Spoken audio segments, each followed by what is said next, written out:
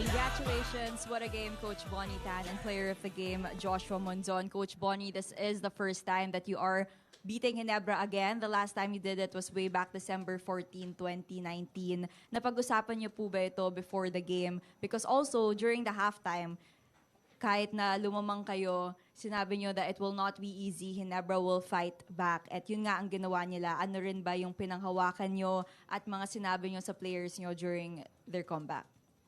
Yeah, first of all, regarding sa first win against Ginebra, after 5 years, no?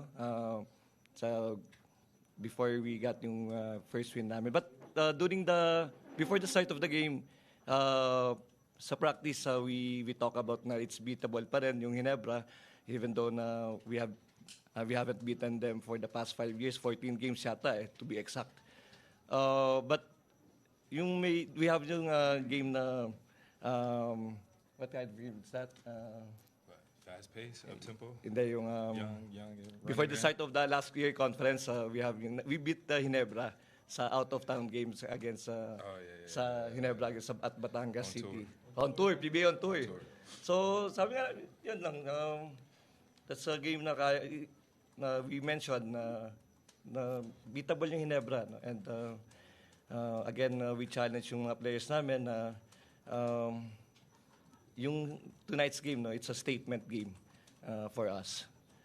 Everyone's questioning about yung status ng team, na hindi kami nanalo sa mga big teams. No? So I hope na with this win,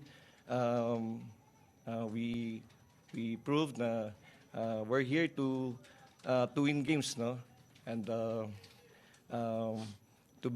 we're here to be competitive, na hindi yung basta-basta na team lang.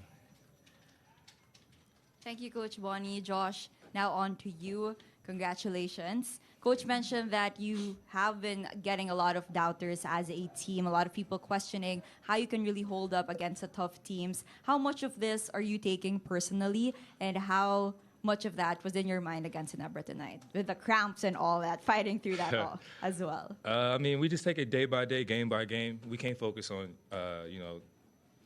more 3 games or 2 games ahead. We just focus on the game ahead of us, and that was what we wanted to do. Going into the break, we knew that we were going to play a tough team in Ginebra tonight, one of the better teams in the league, and we've been preparing for it, pretty much the whole break. So I think all that hard work we did paid off tonight, and we was able to stick to the game plan, and we made it happen.